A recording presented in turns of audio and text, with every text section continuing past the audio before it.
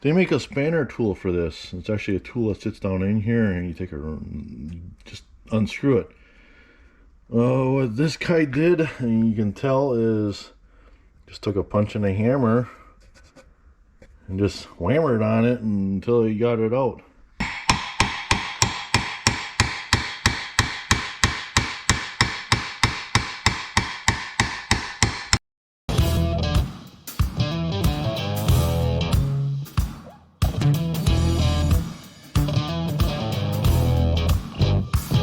Gentlemen, welcome back. As if I didn't have enough to do, I got this barge. The problem with this, like everything I own, I get it with problems because, well, why not? I can't have nothing great. This motor was put away wet, and I don't know if you guys can see that. There is a crack right there in the lower unit in the case.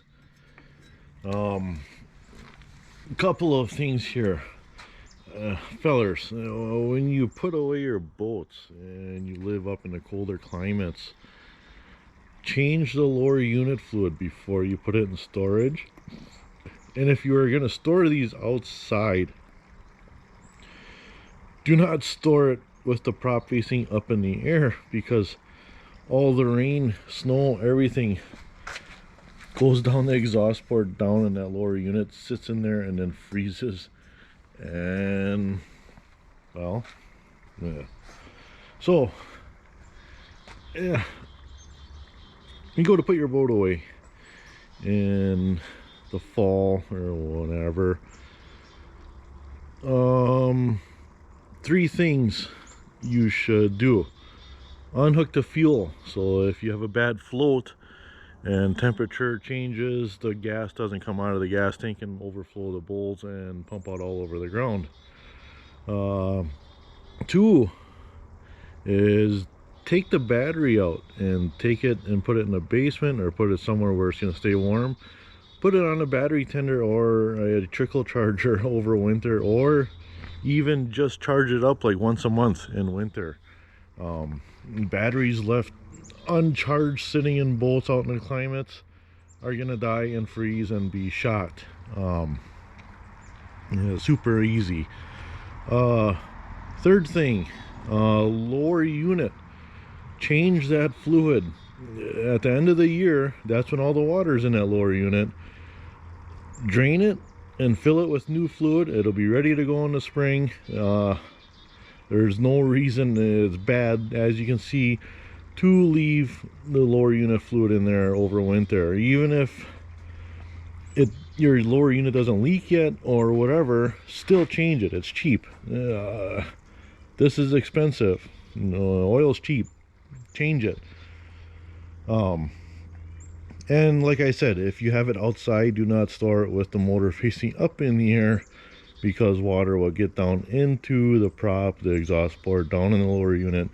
It'll freeze, expand, and crack the case as well. So motor down, change the fluid, put the battery somewhere warm and charge it once a month, and disconnect your fuel line. That is the main things with any boat. With pontoons, there is a couple of extra things here. You want to make sure, well, like any boat, but with a pontoon, if you have a drain, these don't, they're probably somewhere, you want to pull the drain on a tube. Make sure that there is no water inside these tunes, because they will crack as well. This strake, this rub bar, or whatever you want to call it, on the bottom, this is a V, and if you can see, that is open. If you store these pontoons with the front end facing down, water will fill up inside of that V, go all the way to the front, get trapped in there, and freeze and split open the tune in the front end. Always store a pontoon nose up so it can drain out the back of these strakes or wear bars or whatever you want to call them on the bottom. Besides draining that and make sure it's stored up, that's really the only other extra things with the pontoon you want to make sure you do. And well, the rest of it is cosmetic junk. Cover it, wax it down, do whatever you want to do. But now you know, those are the main things to any boat, to take care of it and make sure it's going to work the next year and not have issues. Some extra steps, like any small engine, I recommend the last time on the lake, disconnect the fuel line and run the motors out of gas. That drains the fuel bowls. Make sure there isn't water, junk, anything in there. Even just gas sitting in fuel bowls, if you don't, for whatever reason, use it the next summer and this sits 2 years, your carburetors will get plugged up and grimy and junk inside, and it's bad. So any small motor, lawnmower, snowblower, outboard motor, any of them, wood splitter, weed eater, you name it, if you can, shut the gas off or disconnect the fuel. Outboards, there is typically a disconnect. Right here is this one. Disconnect your fuel, let it run, just sit there idle, whatever, at the boat landing in the water. Don't let it idle out of the water, you'll overheat it and ruin the pump down inside. Let it run in the water, sit there at the boat landing until it completely runs out and shuts off on its own, and you're good. Carburetors will be dry enough where you're not going to have issues the next year. This one is a 4-stroke, it has fuel injector, so it's a little bit different system, but still, it is a good idea to disconnect that fuel, get that fuel out of the system. So anyhow, this video I am going to be covering pulling this lower unit off. Oh gosh, that's heavy. I'm pulling this lower unit off, and I am going to show you guys what it takes to tear this lower unit down. Any marina would just replace it. They'll tell you, your lower unit's junk, it's going to be $4,000, $3,000, $8,000, depending on the size of your motor, what year it is. They just get a new lower unit or a new used one, bolt it on there, and send you on your way with your big bill. I am going to show you what it takes for a guy like me with no money and no time and no smarts, what it takes to pull this lower unit, strip it down, weld it, machine it, get it back into shape, sealed up and working again.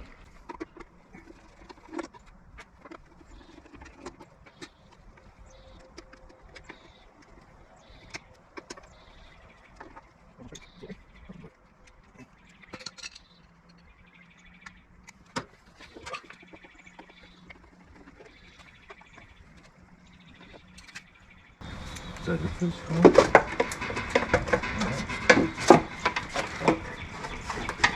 Yeah, that's it for this side. Put all the fasteners, everything from the part that you remove in the part so you don't lose it. Right now I'm just trying to get there's a rod that goes all the way down through the shaft and into the lower unit for the shifter. They unhook typically on the top here. I'm assuming this one's the same.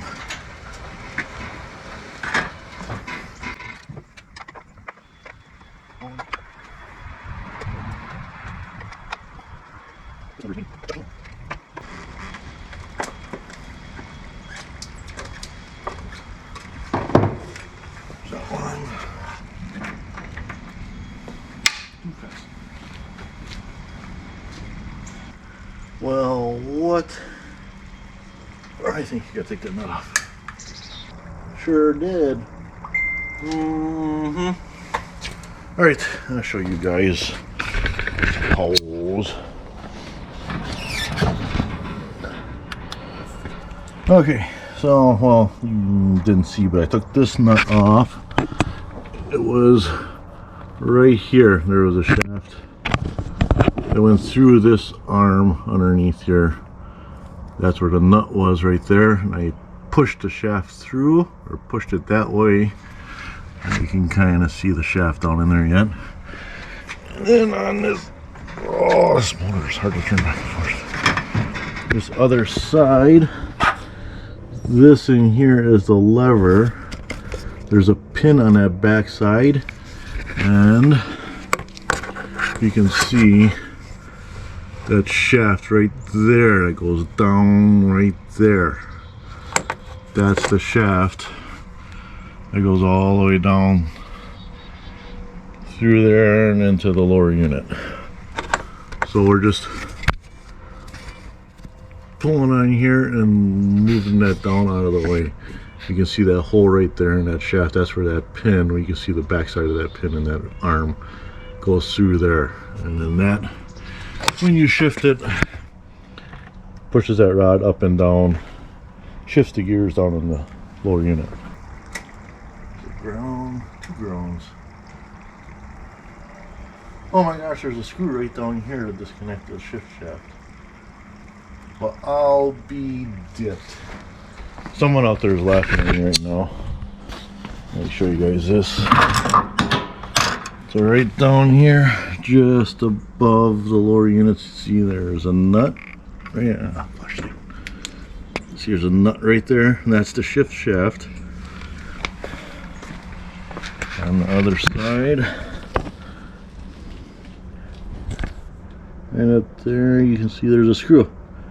So that's how you separate that shaft for the lower unit on this model. I'm not used to that. Like I said, everyone is different. So yeah, I guess I'll put this pin back in, hook up the shaft up here, and disconnect it down there.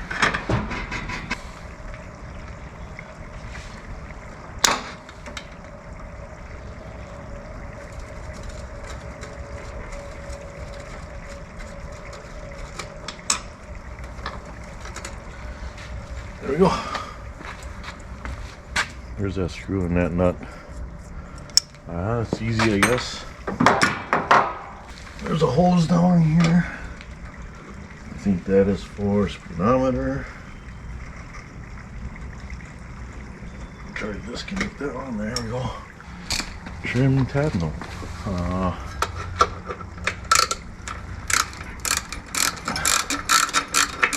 I forget what this is called. This is adjusts your steering, so if the motor's pulling to the left or right, you adjust this one way or the other. Makes the motor track straight in the water. Trim tab?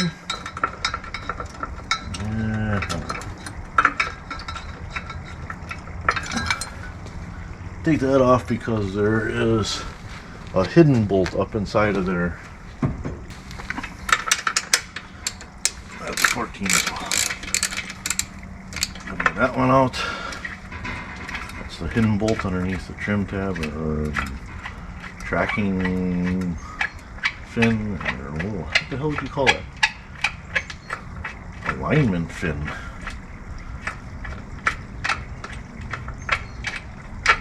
Helps with the alignment. How long is this bolt? There we go.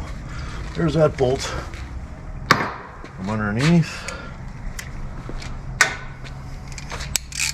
Then we just go around, pull all these other 14s off.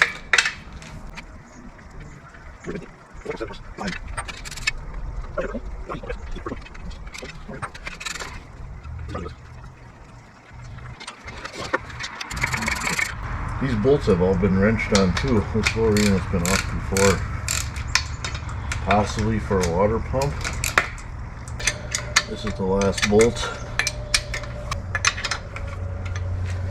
These aren't incredibly heavy, but they do have some gravity to them. Well, how am I supposed to lift up the motor? No, I got rid of the switch.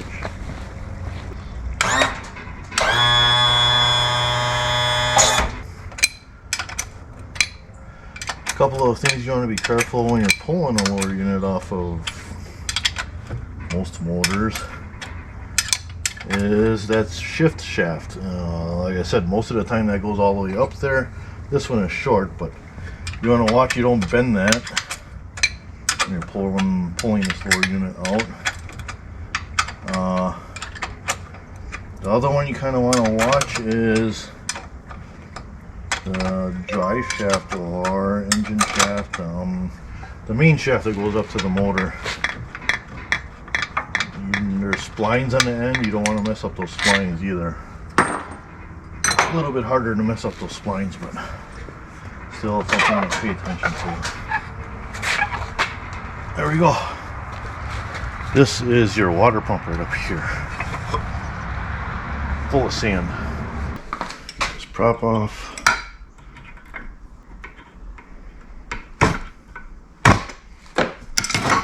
Oh.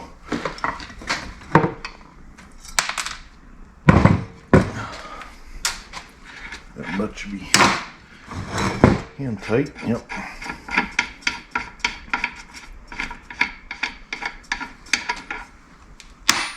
Washer, a couple washers, plastic drive, drop off, backing. What happened in there? Oh my gosh, somebody was right inside of this whole thing.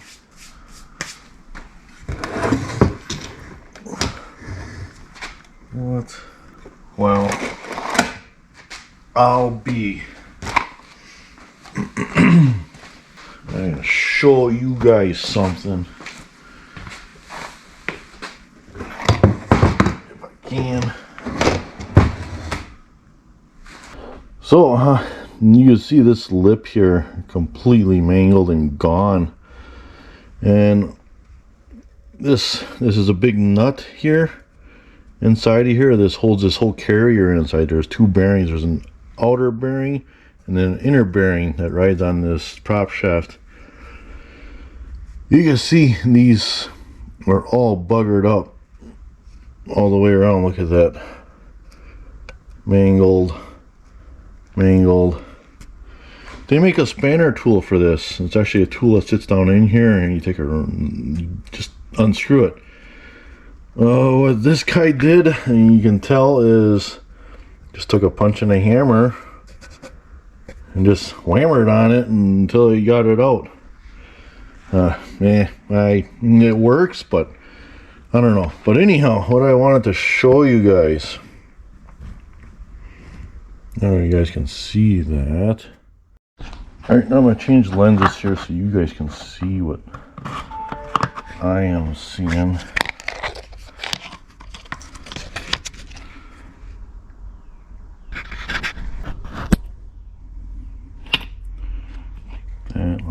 Oh, now it's all dirty. Put that on. It's like that. Now you guys can see stuff, maybe. Alright, so what I'm looking at in here, can you guys see? This is the seal. See all these little lines all through here in that seal? Those are all cracks. See that fluid gushing out of there? There, you can actually see it like open up those cracks. That seal is beyond shot. Whoever was in here for whatever reason did not replace this seal. That seal is just,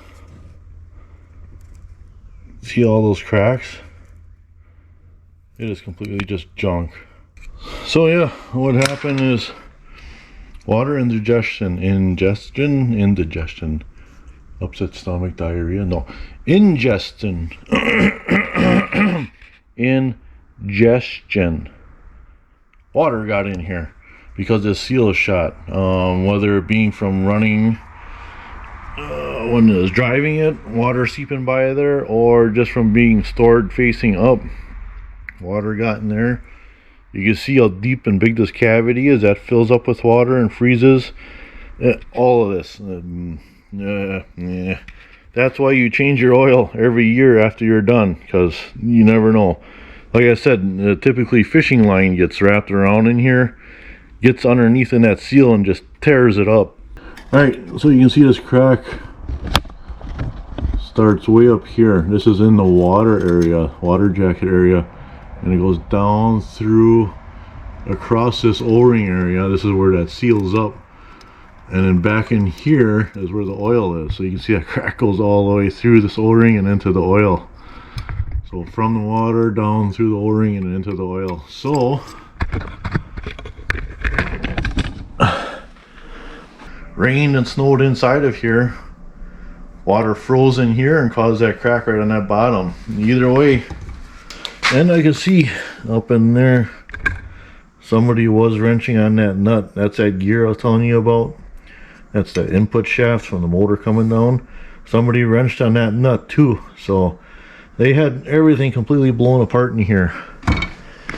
And especially this O-ring surface right here does not look very clean at all. So whoever was in here did not clean this up well at all. They got in here, did whatever work they had to do, replaced whatever parts they had to replace, slapped it back together. This is the carrier. I can pull this right off of here. That's the prop shaft. That should come out of there, yeah. There's a little ring here. I want to keep that. I don't know why that ring is there, but it's there. So you can see this is the inner bearing. This one is bigger. This is where that gear was, and this is where that dog clutch and everything is. And down inside of here, there's actually, I don't know if you guys can see, flashlight again. You guys can see down inside of there, there's actually 2 sets of roller bearings down in there, needle bearings. And that's for the outboard side of that prop shaft. That's what takes all the stress from the prop, is those bearings there. Here again, you can see how crusty all this is. Well, this is sand just from running. But like, I don't know. I don't think this guy, like, this looks super crusty in here. Look at all this. It almost looks like the guy, like, instead of replacing the O-ring, he just goobered some crap on here and slapped it back together just to seal it up. Yeah, that's like RVT, RTV, RVRT glue. Very piss poor job. Look, there's more of it. Luckily the bearing seems good. Needle bearings seem good in there. So I'll clean this up well. You can see this much better now. Oh, this is like, there goes a chunk again. There's supposed to be a lip on here. Where's that prop? Oh, it's down on the floor. There's supposed to be a lip on here, and then that backing plate for the prop sits over the top of this lip, and that's supposed to help keep junk out of this seal. It is totally just mangled and destroyed. And then this seal, that is super, super bad. I don't know if you guys can see this with this crappy lens, but it is just cracked right up all the way. I mean, it's horrible. I'm surprised there's not chunks missing out of this seal. So I'm going to get a seal ordered, an O-ring kit, and probably just a whole lower unit kit. Actually, let me see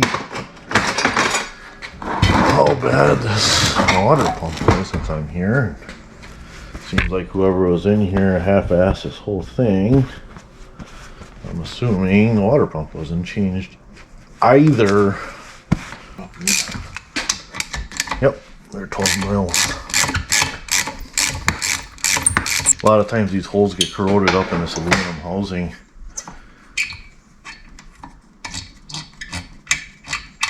I usually like to put a little dab of grease on these just so they're not dry. Keep that aluminum in good shape. The grease keeps water out, keeps that aluminum inside of there from corroding, getting all crappied up. Grease good. Corrosion bad. Grease would keep that from happening. Pull this off. Water pump looks pretty good. It's stuck from being stored all winter.